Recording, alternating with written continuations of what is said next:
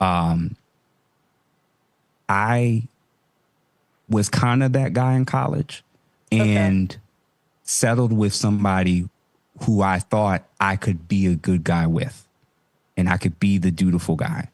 And the thing that a lot of men is terrified about with marriage, unfortunately, happened to me. You get into these relationships and the version of woman that you thought you were getting, they change.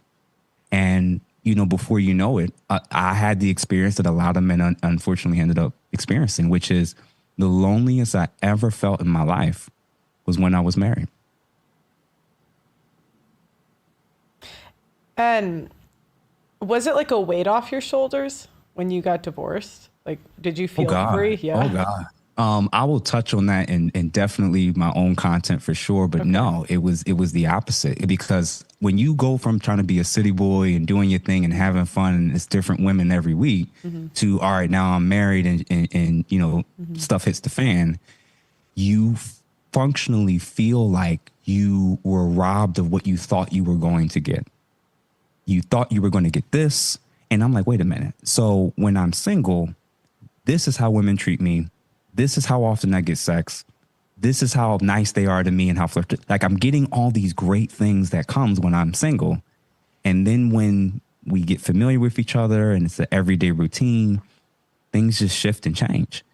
And like me and many friends that I knew, for whatever reason, we didn't pay attention to certain social cues and patterns in history to recognize that that was potentially something that could happen. So when I came out, I was actually devastated. I don't think men or women, well, there may be some women that approach marriage specifically with a plan in mind to leave and Mm-hmm. get certain things as a result of it. But I don't think almost any man Mm-hmm. goes into it thinking like this is going to end in 3 or 4 years. Mm-hmm. So when I came out, it wasn't a sigh of relief. It was brutal because for us, we don't view it as some milestone or doing divorce parties. We see it as a failure on our part. Mm-hmm. So I looked at it as a season in my life when I didn't live up to my potential.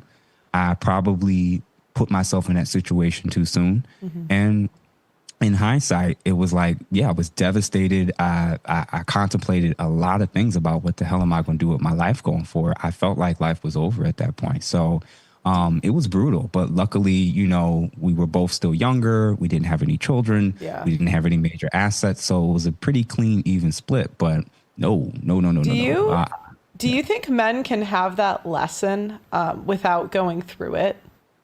no, Like, yeah, that's what I don't, because if no. you try to explain that to a young, like, I don't know if you've ever, and I'm not saying this is your situation, Mhm. but just a common situation I've seen, it sounds like yours was different, but when guys like the guy who married, let's say Riley Reid, or a guy that wants to simp or whatever, it's like they can't learn unless they go through it. Would you agree with that or disagree?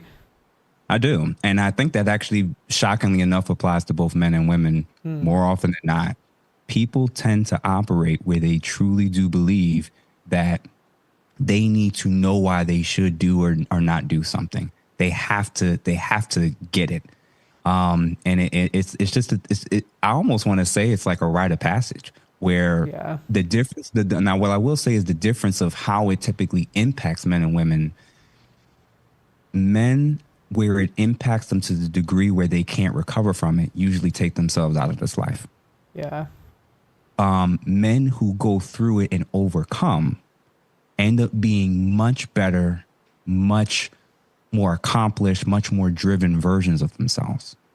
Women who typically go through really, really bad situations, especially if it happens multiple times, they become worse versions of themselves where they become so jaded, so pessimistic about men, and before you know it, like they become this shell of themselves where they're no longer happy. They're always nagging. They're always complaining, and then before you know it, they're like a miserable person to be around. Whereas the men who tend to be like that, they don't want to be around people.